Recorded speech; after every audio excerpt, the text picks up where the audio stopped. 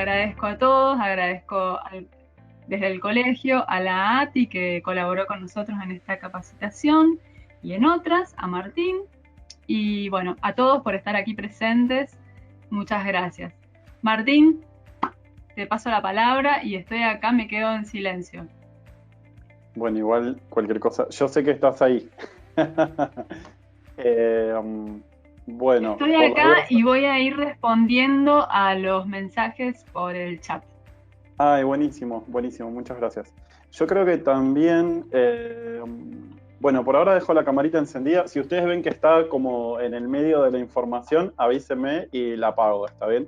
Pero vieron que yo a veces como que voy gesticulando y a veces gesticulo para la cámara y, y, y a veces está apagada, pero bueno, ahora la dejo prendida. Sí, porfa, te pediría si me pasás si me pones el rol de presentador, porque así puedo poner mi pantalla.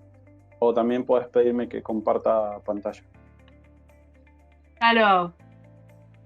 Gracias. Bueno, mientras tanto, voy agradeciendo, eh, ante todo, bueno, el Colegio de Traductores de la provincia de Santa Fe, de la segunda circunscripción, que es la sede de Rosario, por la convocatoria. Y bueno, a la ATI que está organizando esta y otras capacitaciones junto con el colegio. Yo sé que si no lo digo ahora me voy a olvidar, ¿sí? Y se está grabando, así que sé que justo Caro no está, pero por lo menos va a quedar el mensaje grabado. Eh, Más adelante voy a retomar el tema de las comunidades de colegas, eh, la colaboración, el compañerismo, etcétera, etcétera, pero quería comentar que estamos acá por una serie de razones, o sea, hay un montón de motivos que llevaron a que hoy estemos reunidos en esta presentación. Ante todo, bueno, yo soy miembro, socio colaborador de la Asociación Argentina de Traductores e Intérpretes, y el año pasado fui en representación de la ATI, sí, que es la asociación, a un congreso que se hizo en Córdoba, que es el Congreso Latinoamericano de la Industria de la Traducción, y ahí, justamente en el público estaba Caro Caserio, que es una de las integrantes del consejo directivo del colegio, justo había ido al congreso, y yo hice una presentación justo sobre trado, se acercó Caro y me dijo, mira, nosotros, un gusto saludarte, que yo soy del colegio de Santa Fe, de Rosario. Me dice, nosotros justo estamos con elecciones, estamos cambiando de comisión directiva, qué sé yo. Me dice, pero te dejo mi contacto, porque la verdad que estaría buenísimo que pudiéramos organizar cosas juntos. Yo le digo, listo, está bien, le mandé un mail, nos saludamos, etcétera. Bueno, quedó ahí y este año retomamos la comunicación. Caro nos comunicó con Silvina. Eh, y ahí desde hace varios meses venimos hablando con Silvina. Sí, la verdad tiene dos cualidades muy importantes, mucha paciencia y mucha persistencia. Así que realmente aprecio mucho eso, pero bueno, quería comentar que, digamos, todo esto no es que se haya dado de casualidad, sino que fue una serie de contactos y de actividades, etcétera, etcétera. Y, digamos, no hubiera sido posible sin eso, sin muchos más factores, totalmente, ¿sí? Así que, bueno, ante todo eso, gracias a Lati por mandarme en representación y después a Caro por acercarse y presentar así la idea y bueno, después también Sil y todos los que estuvimos participando del intercambio. Eh, bueno, les agradezco mucho también a todas y todos los asistentes que están hoy, que se interesaron en esta presentación. Realmente es una alegría poder comunicarnos hoy. Eh, Quería hacer un pequeño pedido antes de empezar también. Vieron que ustedes tienen su nombre, ¿sí? Y al lado de su nombre probablemente tengan opciones. Yo les voy a pedir si ustedes podrían anotar al lado del nombre dónde están. Por ejemplo, ahí Pat puso que está en Salta, yo puse que estoy, bueno, en Quilmes, en Buenos Aires, Clara, siempre firme, Clara, desde Neuquén. Y bueno, varios ya pusieron, pero estaría la verdad buenísimo que anotaran desde dónde están conectándose, así podemos saber, ¿sí? Bien, y mandar saluditos. Guille desde Posadas, Venado Tuerto, Rafaela, Rosario, Bernardo de Irigoyen, un montón de lugares. Bueno, paso a la presentación, ¿sí? Que la propuesta es pensar un poco, reflexionar un poco sobre qué, digamos, cómo sería el paso del aula, ¿sí? Al mercado. Es decir, nos tenemos que presentar como profesionales una vez que ya nos recibimos o incluso antes de recibirnos. Y la idea sería pensar un poco cómo sería ese cambio de versión, ¿no? De nosotros y de nuestras actividades. Tenemos una chica desde París también, miren, ahí sigo mirando. ¿Qué iba a decir? Bueno, entonces vamos a ver esto, ¿sí? ¿Cómo hacemos para pasar? ¿Cómo es el traspaso del entorno cuidado del aula del traductorado a la realidad del mercado, ¿sí?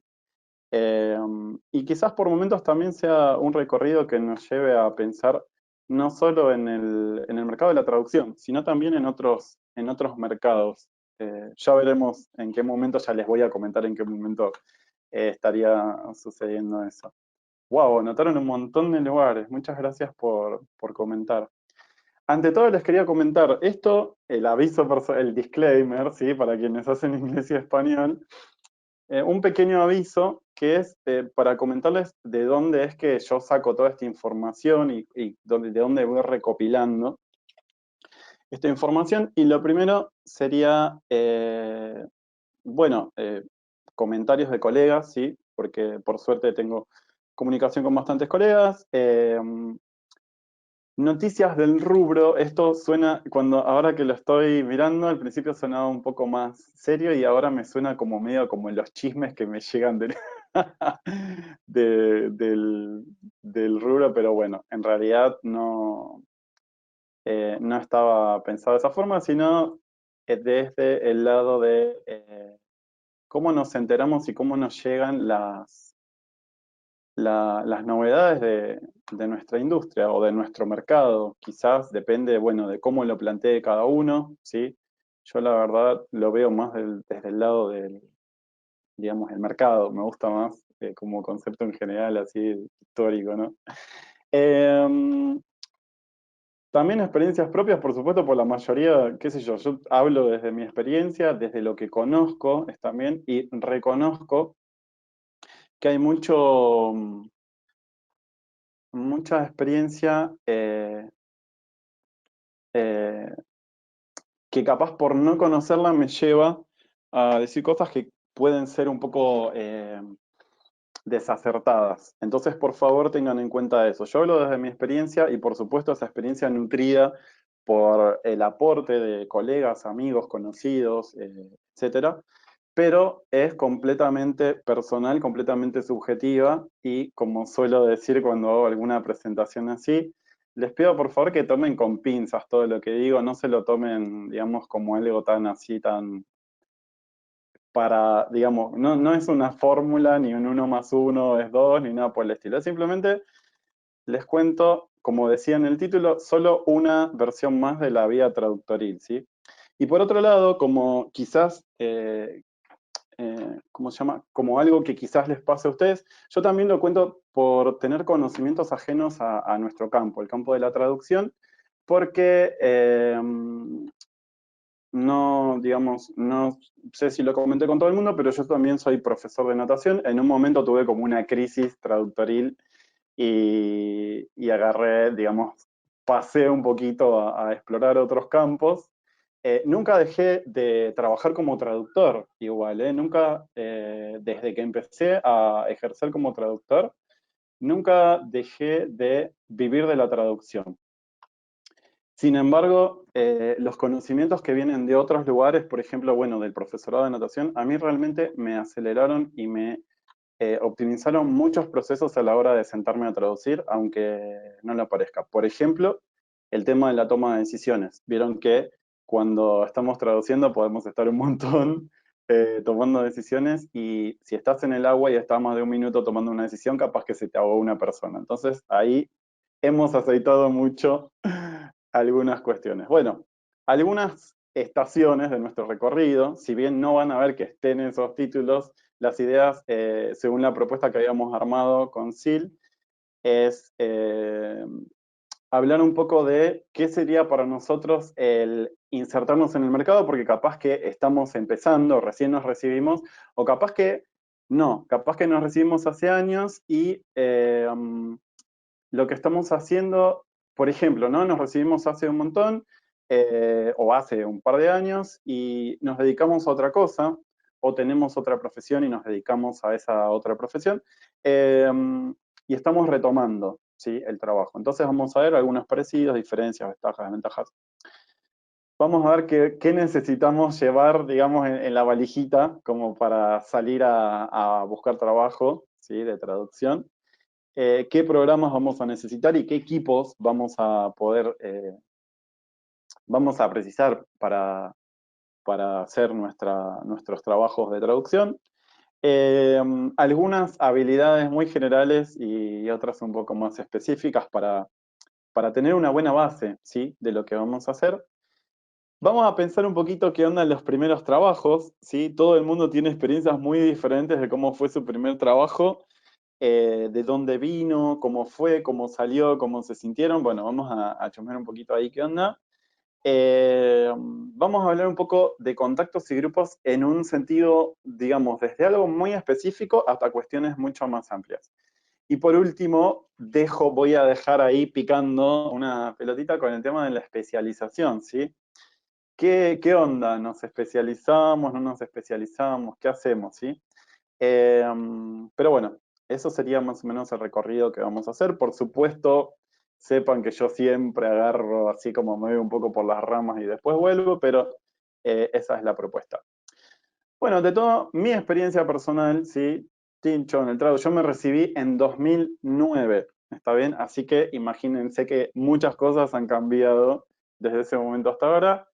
En cuanto a conocimientos, por supuesto, la carrera que hice yo, así como la carrera que hicieron muchos de mis colegas, es muy abarcadora, agarra el tema de los idiomas y de el traspaso de un idioma a otro, el desempeño profesional, la práctica, la experiencia, desde muchos ángulos, ¿sí?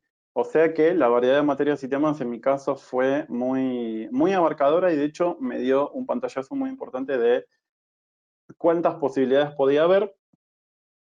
Al menos, bueno, hasta ese momento yo podía tener un panorama bastante amplio. Eh, En mi caso también había algunos tramos que tenían cierta especialización, especialmente, bueno, en mi traductorado estaba más enfocado a la traducción técnica y a la traducción científica. Por supuesto que mi título es traductor técnico científico literario, pero, por ejemplo, por lo menos yo personalmente siento que en traducción literaria no es que me haya especializado tanto, aunque capaz sea una cuestión de gusto, capaz que otros compañeros que se recibieron conmigo sí sintieron ese cambio, digamos. Y por otro lado, algo que quizás se dé por sentado o capaz que no se tiene tan en cuenta es que nuestros profesores en general eran profesionales reales. O sea, a nosotros nos vienen a dar clase personas que están, de repente se iban de dar la clase y se iban a terminar una traducción, o venían de coordinar un proyecto, o estaban organizando una conferencia o lo que sea. Así que, digamos, teníamos conocimiento de primera mano en lo que es la gente que estaba en la práctica profesional actual. Por otro lado, en la práctica, por supuesto, bueno, traducción e interpretación. Nosotros teníamos en el traductorado dos materias de interpretación en tercer y cuarto año. Una era cuestiones esenciales y otra era un poco más de práctica. Laboratorio de interpretación. Y después teníamos, digamos, la etapa de residencia, que consistía en una práctica que ahí sí yo, digamos, la tomaría como más de laboratorio. No era tipo que salíamos a traducirlo a un cliente, sino que hacíamos de cuenta que nuestro profe o nuestra profe era nuestro cliente y pautábamos diferentes cosas y ahí hacíamos las entregas, etc. Y algo que estuvo bueno, que a mí me gustó mucho, fue que cuando estábamos en el último año, en cuarto año, nos invitaron, la profesora de interpretación nos invitó a interpretar en un evento, así que esa fue mi primera experiencia de interpretación consecutiva. Eh, a ver, en otros casos seguramente habrá muchas más cosas para contar también, pero ponele, en mi caso, mi idea de la profesión, digamos, yo tenía un panorama bastante interesante sobre la traducción, la interpretación, sobre lo que era capaz de estar en una cabina, ¿sí? Eh, versión traductorada, porque después de estar en una cabina ya, digamos, específicamente pensada para una conferencia, ya es otra historia, pero teníamos cierta infraestructura como para practicarlo. Teníamos sala de computación, y acá también, bueno, agregué lo de la residencia y lo de los eventos como para estar un poquito más en contacto con la profesión. A ver, para hacer el evento este era una clase sobre geométrica, perdón, sobre geometría esférica. Tuvimos que prepararnos, vino el profesor que iba a hablar, nos contó un poco, qué sé yo, y después nada, hicimos ahí, él dio la ponencia en inglés y con 3 compañeros más hacíamos la interpretación consecutiva al español. Así que bueno, esa fue digamos, el panorama general del traductorado.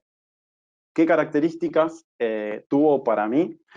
Un entorno de cuidado porque, por ejemplo, teníamos mucha puesta en contexto, de repente arrancábamos, no es que tipo arrancamos traduciendo, sino que arrancamos viendo, eh, ya cuando la cosa se puso específica, un poco más de teoría, los encargos que nos daban eran como muy manejables, pero eso también tenía que ver con otros factores. Y teníamos disponibilidad de recursos en el sentido de tener fuentes de consulta, etc. Los tiempos de todos estos trabajos, por supuesto, iban en coordinación con las demás materias, eh, y los volúmenes, si bien no eran tipo tan cercanos a lo que sería un volumen real de traducción, estaban superpuestos con momento de revisión, porque nosotros participábamos de todas las etapas, la traducción, la revisión, la versión final, etcétera, etcétera. Y también el tema de los análisis de temas. La misma clase de traducción cumplía todas esas funciones, no era que estábamos solamente traduciendo o solamente revisando o lo que sea. Las modalidades en mi época era presencial, hacíamos por supuesto trabajos prácticos y exámenes presenciales en el aula y también en forma domiciliaria. Eso fue lo máximo que hicimos en forma remota, ¿está bien? Y la diferencia entre trabajar a mano y digital era que, por ejemplo, yo hasta tercer año, casi cuarto año, los exámenes los hacía escritos así en manuscritos, todos tachados, un quilombo, sorry. Y cuando nos pasamos a la era digital, empezamos a entregar las traducciones impresas. ¿Qué pasa hoy por hoy? Ahora, digamos, unos años después, y ahora habiéndome incorporado yo como profe del traductorado, el mismo lugar donde estudié, Lenguas Vivas Spangenberg, Sofía Spangenberg. Por ejemplo, ¿sí? Tanto en mi traductorado como en otros traductorados, que digamos que están más o menos en el mismo plano de objetivos y de contenidos, veo que de repente hay tramos de especialización mucho más definidos, hay lugares donde se enfocan en la traducción audiovisual, en la localización, hay diplomaturas, hay postítulos. Hay algunos traductorados que hoy por hoy te piden que para hacer la residencia no te sientes con un profe, sino que hagas una pasantía en una agencia. Si quieren ir anotando, eso la verdad que es una cosa piola, y ya varias colegas o varias futuras colegas me han dicho, che, mira, me pidieron que para hacer la residencia, que tengo que hacer, no sé, una cierta cantidad de palabras traducidas como pasante en una agencia. Y por supuesto, hoy por hoy las modalidades son mucho más flexibles, más en esta situación, pero sacando, digamos, hagamos de cuenta que estamos todavía, no sé, en febrero o en mayo del año pasado, en Argentina ya existía algunos lugares donde la educación virtual era un hecho o ya estaba muy planificada, ¿sí? Así que, digamos, también somos parte en el país de esta modalidad. No es que, digamos, tampoco es algo lo más novedoso del universo y por otro lado también es algo a lo que ya, bueno, a esta altura tendríamos que estar un poco más tendríamos que haber amigado un poco más con esa cuestión de la enseñanza a distancia. De hecho, bueno, ahí nos estamos encontrando acá en la pantalla de la computadora, ¿sí? Bueno, me recibí, listo. Chao traductorado, chao todo, qué sé yo. No, chao todo, pero bueno, por lo menos no tengo que seguir estudiando de lo que estaba estudiando. Y puede ser que me haya recibido ahora o hace 5 años, o me recibí, hice otra carrera, ejercí otra carrera y ahora de repente me parece interesante retomar la traducción. Entonces, como dijo Traducornie, me recibí, ¿qué hago? ¿Quién es Traducornie? Quienes hayan estado en algún momento en interacción con por las redes sabrán que, bueno, en un momento había hecho una presentación con un unicornio que se había recibido el traductor. Eh, bueno, entonces, ¿qué es lo que tendríamos que hacer? ¿Sí? Pasamos, como habíamos visto en la propuesta de la presentación, pasamos del laboratorio a la arena, ¿está? Pero el tema, ¿cuál arena? Porque arena es como una palabra que nos puede evocar un montón de situaciones. Ya desde ahí les voy adelantando cuál es el mensaje más importante, sí, que quedó ahí anotadito. Pero, por ejemplo, ¿no? Me voy a la arena no sé, del Coliseo o de algún lugar así, y tengo, digamos, un enfoque o una actitud así, onda gladiador. ¿Qué hago? Me voy a poner a traducir, pongo el cuerpo, lo doy todo, ¿está bien? Hemos vivido esto, capaz, no de forma pareja, pero en diferentes etapas. A veces, de repente, o sea, es ponerte a laburar y laburar y laburar, qué sé yo, eh, y ahí, hasta que termine todo, ¿no? También podemos pensar en una arena, tipo más en una onda estadio, ¿tá? Donde hay un espectáculo. Y bueno, podemos estar en la multitud ahí, estar en el escenario, podemos ser el DJ, la DJ. Y acá, digamos, creo que la clave de cómo entender esta arena a la que nos estamos, en la que nos estamos aventurando es tipo disfrutar la adrenalina de lo que vamos a hacer. Eh, ¿Qué más, dónde más tenemos arena? En el desierto, ¿está bien? Quizás esto genere así que más de una se identifique porque es tipo, terminé, me recibí o retomo y la verdad que no tengo idea de lo que voy a hacer y no veo para dónde ir. Y bueno, hay que darle para adelante. Una de mis frases favoritas dice, es una frase anónima que escuché hace un tiempo, probablemente ya la conozca, pero dice, eh, un, un viaje de 1000 millas comienza con un paso, ¿no? Entonces en algún momento tenemos que ponernos a hacer algo, ¿está? Eh, un camino que no sabemos dónde lleva, no sabemos qué amenazas y qué riesgos puede haber, capaz que sentimos que no tenemos recursos, pero capaz que también, o sea, aunque suene medio trillado, hay vida en el desierto, hay un montón de actividades y es un entorno posible. Quizás para el que le guste o quizás para el que se encontró en esa situación encontró la forma de hacerlo funcionar y bueno, por supuesto en el medio del desierto siempre puede surgir algún oasis, ¿no? También por supuesto tenemos la arena de la playa y con qué relacionaría uno, capaz yo no soy re fan de la playa, sí, pero yo lo relacionaría así con la diversión, vacaciones, descanso, esparcimiento. Bueno, cuando estemos ya trabajando, que estemos un poco más metidos en la actividad, qué sé yo, qué sé cuánto, yo podría pensar en alguna de estas 4 situaciones y también podría pensar en que probablemente ninguna de estas situaciones sea algo tan así, tan fijo y que puede ir fluctuando, fluyendo entre una y otra. ¿Está bien?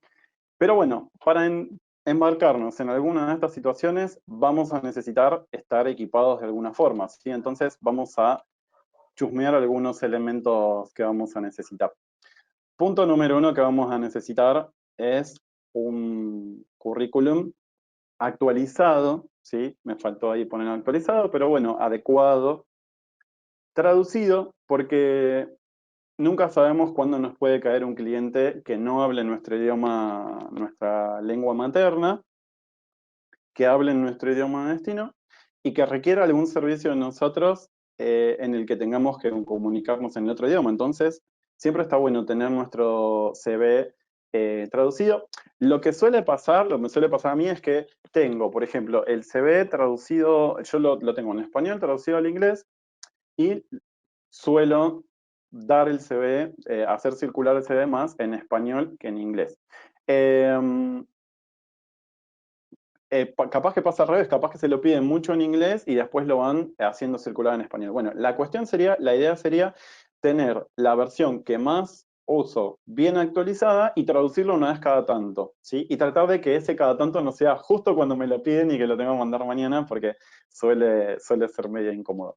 Y adaptable en el sentido de que, si bien al principio vamos a tener como un CV un poquito más breve, donde va a pesar más lo académico que la experiencia laboral, está bueno que haya diferentes bloques que se puedan mover y que se puedan sacar o agregar en función de a quién nos estamos dirigiendo, ¿está bien? Porque si, por ejemplo, tenemos, póngale, ¿no? Yo tengo experiencia como profe en colonia de vacaciones.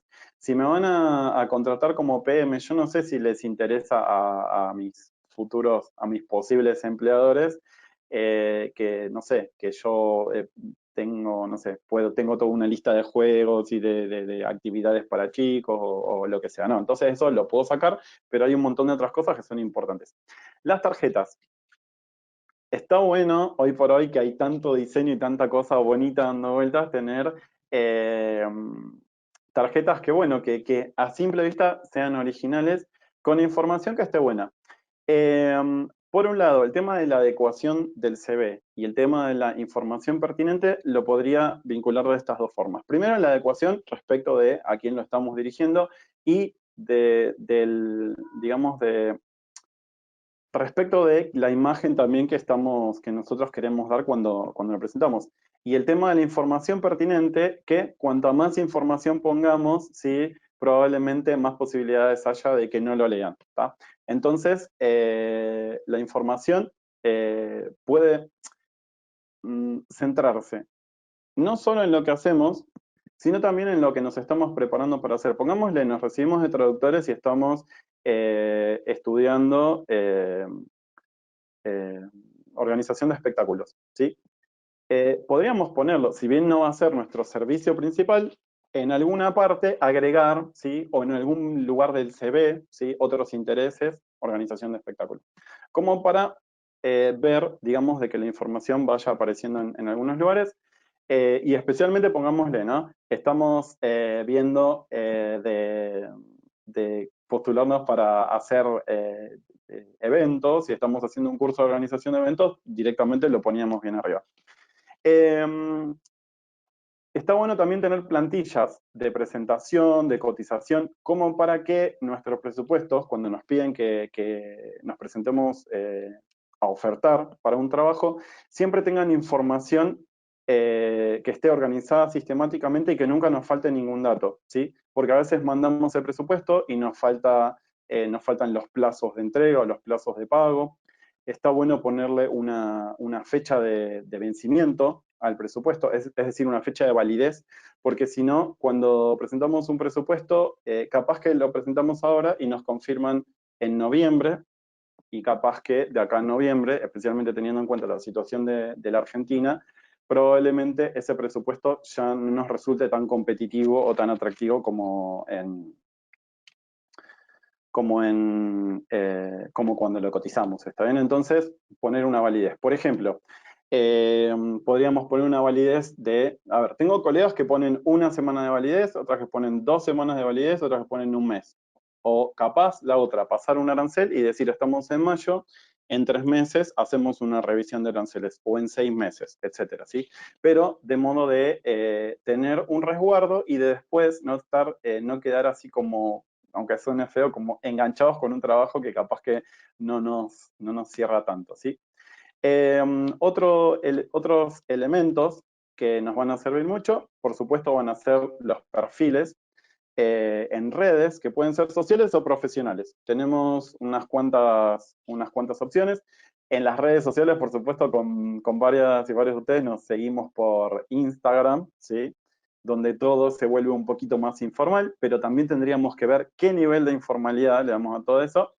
También tenemos, bueno, LinkedIn, y después hay espacios, LinkedIn es como como si fuera el Facebook profesional, ¿no? Una cosa así. Pero más allá de eso, tenemos lugares específicos de la traducción, qué sé yo, páginas como Proceta o bases de datos de traductores. Hay páginas que que ofrecen servicios de traducción automática en la nube y además te permiten anotarte en una base de datos de traductores. Por ejemplo, yo hace poquito estaba chusmeando SmartCat, ¿sí? Lo voy a anotar en el chat por las dudas, si quieren chusmear, porque ahí además pueden practicar un poquito la traducción asistida en un entorno gratuito. Vamos a agregar un poquito más de información acá.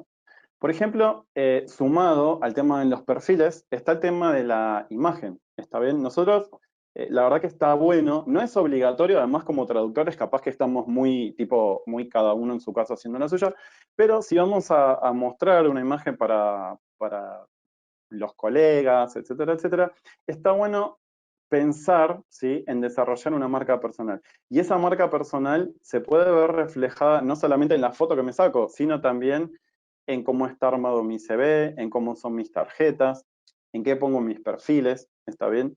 A mí, por ejemplo, me gusta, cuando estoy en mi casa, me gusta estar en short y remera, pero de repente no sé si en mis perfiles donde pongo cosas de trabajo me sentiría cómodo poniendo fotos en short y remera.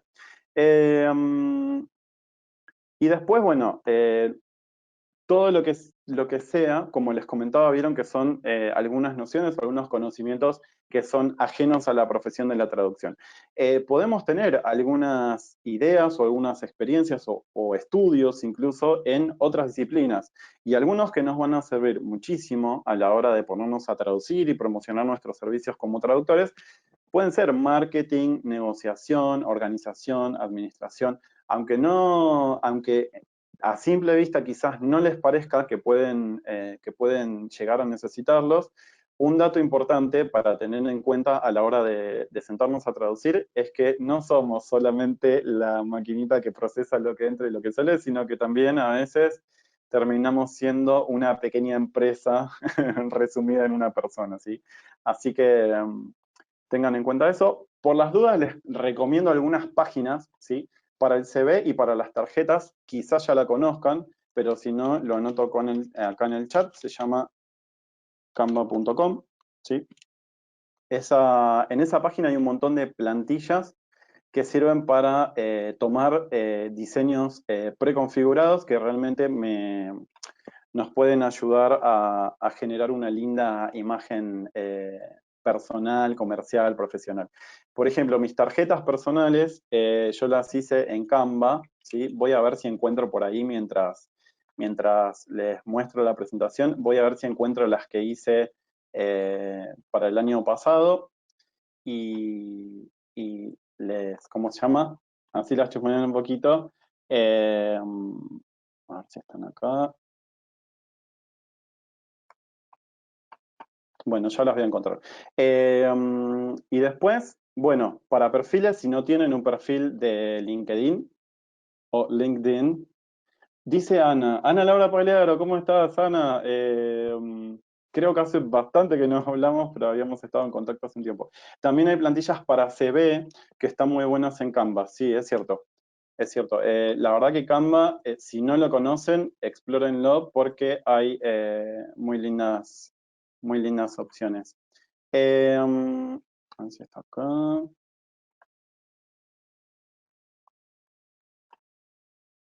Bueno, no encuentro la tarjeta, pero bueno, no importa. Después cualquier cosa les muestro. Y después, a ver, de algo más. Sí, hay un montón, por ejemplo, en lo respectivo a marca personal y a nuestro carácter en las redes, ¿sí? ¿Qué es lo que queremos mostrar en nuestras redes? Hay un montón de seminarios, páginas, perfiles, colegas que hacen un montón de actividades, a veces son gratuitas y a veces son aranceladas, que la verdad que están muy interesantes. A ver si está por acá. Les recomiendo a dos colegas, ya que estamos. Una de ellas es Delfina Morganti Hernández que hace mucha movida con la marca personal y el marketing. Otro de ellos es un colega que se llama Carmelo Velázquez, quizás también ya lo conozcan. Y hay un montón de opciones en Internet. Simplemente pongan estas palabras clave y empiecen a mirar un poquito, porque la verdad hay un montón por descubrir. Y de nuevo, para todos los presupuestos. Pregunta Sil, tarjeta física versus tarjeta electrónica. ¿Y por qué no tener las dos? A veces, a ver, yo la tarjeta física a todos los lugares. Ah, ahí está, gracias por anotarlo. Es decir, Delfina Morganti Hernández, y después pongo el nombre de Carmelo, Carmelo Velázquez. Los dos están mucho en LinkedIn, también están en Instagram. LinkedIn o LinkedIn, como les gusta decirle. ¿Qué iba a decir? Yo la tarjeta física la llevo a todos lados, salvo en este momento que dejé la billetera en otro lugar y no la tengo, pero siempre ando con mi tarjetita. Y es más, un tip que les doy para promocionarse incluso un poquito más. Cuando nosotros imprimimos nuestras tarjetas, nuestra primera tanda es de 50 tarjetas, de 100 tarjetas. A veces nos emocionamos, imprimimos 200 o 500 tarjetas así de un solo saque. Nuestra primera tanda de tarjetas estaría bueno repartirla entre nuestros seres más cercanos. Familia, amigos, conocidos, compañeros, etcétera, etcétera. 2 tarjetas a cada uno y listo, ya se nos fue todo el pilón. ¿Qué es lo que obtenemos con eso? Más allá de mostrarles qué linda que quedó nuestra tarjeta, es que de repente mi prima, mi tío, mi amiga, mi compañero, quien sea, está en un lugar, ¿sí? Y justo sale el tema de que alguien necesita traducir algo y qué sé yo y qué sé cuándo, y si yo le di 2 o 3 tarjetas, probablemente mi persona cercana lo que puede hacer es decir, mira, yo conozco una persona, conozco un chico que traduce o que hace esto, que hace el otro, acá te dejo la tarjeta, fíjate. Y eso, por un lado, o sea, lo tendríamos que comentar cuando damos la tarjeta, che, si conoces a alguien que necesite servicios, dale mi tarjeta, no hay problema. Y por otro lado, también es una linda forma de llegar a la otra persona, capaz que antes de que nos conozcamos incluso. Y respecto de la versión electrónica, hoy por hoy probablemente la tarjeta electrónica es la primera versión de nuestra tarjeta digital. Siempre está buena tenerla a mano, y a veces incluso estoy pensando, digamos, en cómo la usaríamos, ¿sí? Yo, por ejemplo, la pondría, digamos, la publicaría en redes como para decir, bueno, acá está mi tarjeta. Por otro lado, también la podríamos incluir en nuestra firma de correo, ¿sí? Hay algunas páginas que permiten personalizar la firma del correo y capaz que podemos poner ahí la tarjeta electrónica. Y por otro lado, Sil o cualquiera de las presentes y los presentes, si quieren sugerir algún otro uso de la tarjeta electrónica, también será muy bienvenido, ¿sí? Yo mientras sigo comentando acá sobre, bueno, más allá de esta cuestión de, digamos, de que ya salimos, tomamos algunos recaudos, tenemos algunos elementos, ¿qué hacemos en el lugar de trabajo? Y puede haber diferentes configuraciones. Hoy por hoy estamos ahí en un paréntesis en la cuestión, pero un paréntesis muy activo, ¿sí? ¿Qué pasa? Podemos trabajar en una infraestructura propia, ¿sí? Por ejemplo, en nuestra casa o en nuestra propia oficina. O, ¿por qué no? Podemos tener en nuestra propia empresa.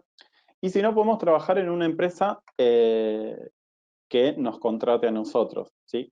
La gran diferencia entre la primera y la segunda opción es que en la infraestructura propia, la persona o el integrante que se hace cargo de los gastos, los servicios y del desgaste de todos esos, es uno mismo. En cambio, en la empresa, yo lo único que tengo que hacer es trasladarme a la empresa y aportar mi trabajo. Sin embargo, me tengo que trasladar a la empresa, y también eso a veces implica ciertos ciertos números también para tener en cuenta. Claro, por ejemplo, dice Sil, para mandarla por WhatsApp cuando me piden el contacto. Sí, totalmente, totalmente. De paso ahí ya tenés una reimpresión de la tarjeta sin tener que pagar. Pero, ¿cómo es?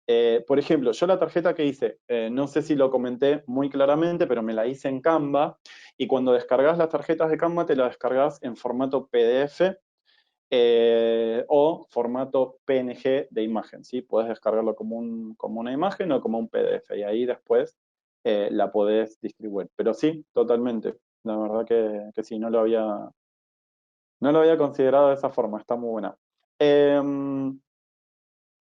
Y si no, en sitios varios. Por ejemplo, en una situación de trabajo presencial, ¿sí? Podemos considerar un montón de lugares, qué sé yo, a veces un coworking que se pusieron tan de moda recientemente.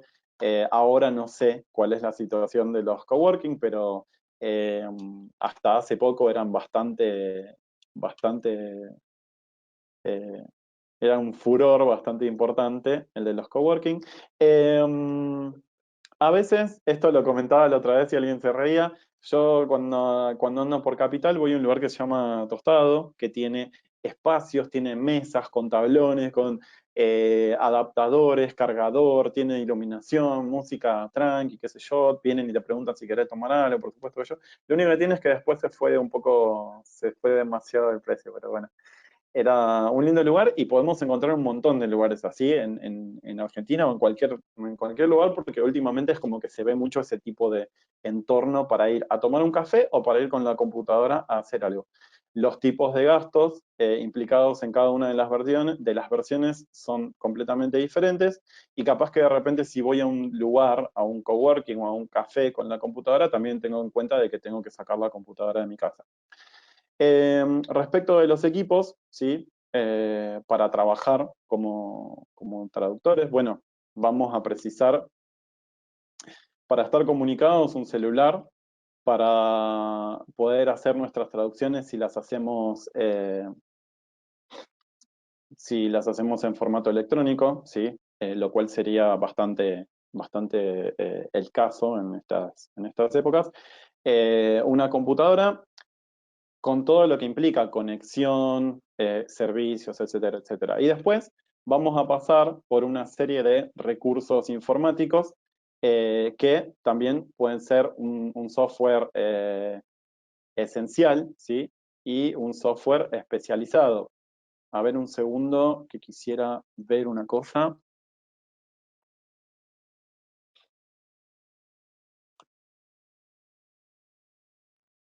Una pregunta bastante recurrente respecto de este punto es: ¿qué computadora me conviene adquirir o tener? ¿Sí? Así que quisiera comentar muy brevemente. Para empezar, la computadora que tengan, ¿sí? Una vez que empiecen de repente a poder invertir un poco más en tecnología, etcétera, etcétera, estaría bueno capaz algo que tenga, digamos, que sea en lo que es el mercado de hoy por hoy, una gama entre intermedia y alta, ¿sí? No necesitamos una computadora para hacer diseño gráfico ni para hacer películas de Hollywood, pero sí necesitamos una computadora que nos responda, que sea ágil, flexible, que permita, que tenga espacio de almacenamiento, etcétera, etcétera. Justo estaba en la computadora, justo estaba mirando la página del colegio. ¿Qué iba a decir? A ver, la computadora, datos esenciales de la computadora, que tenga un procesador equivalente, ¿sí? A un Intel i5 o i7. Si es con disco sólido, mejor. Últimamente la mayoría de las computadoras vienen con disco sólido, ya es lo que se va a pasar a usar, calculo.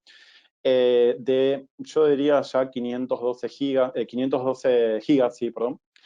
O si no, un disco rígido de 1 tera o 2 tera, pero si es sólido, la verdad, mucho mejor porque es mucho más ágil. Una memoria RAM, yo ya diría entre 16 y 32 megas, ¿sí? Y arriba, no me acuerdo los números exactos, pero arriba de 2 GHz de velocidad. Y el tema de si es de escritorio o si es portátil también estaría bueno tenerlo en cuenta. Si es una computadora de escritorio, bueno, que tenga los elementos necesarios. Probablemente si es de escritorio está en en un lugar donde tenemos espacio también para una impresora, entonces ver qué tipo de impresora nos conviene. Hoy por hoy hay impresoras de muy buena calidad a precios bastante razonables. Y si es portátil, la computadora, más allá de estas especificaciones, estaría bueno también que tenga un tamaño y un peso que sean manejables, ¿está bien? Porque capaz que si es demasiado grande, después es re incómoda para llevarla en la computadora, pero también si es demasiado chica, después tenemos que estar así. Yo estuve como no sé cuántos años con una computadora de 12 pulgadas hasta que finalmente estuve en condiciones de invertir y todo ese tiempo no dejé de traducir, así que imagínense. Software esencial, bueno, en los programas básicos que necesito para manejar la computadora, desde aplicaciones de oficina, antivirus, navegadores, programas para comprimir archivos, eh, programas de lecturas de determinados archivos, etcétera, etcétera. Y después en software especializado, número uno, ¿sí? Las herramientas de traducción asistida, porque hoy por ahí nos piden mucho, salvo que hagamos algo, por ejemplo, no sé, mucho marketing o mucha traducción literaria, ahí no vamos a necesitar la traducción asistida, pero si no, las CAT tools, ¿sí? Siempre vienen bien para tener algún software especializado. Después algunos programas, por ejemplo, de subtitulado o de manejo de multimedia, diseño gráfico, etcétera, etcétera, si es que vamos a ofrecer el diseño como un servicio, ¿sí?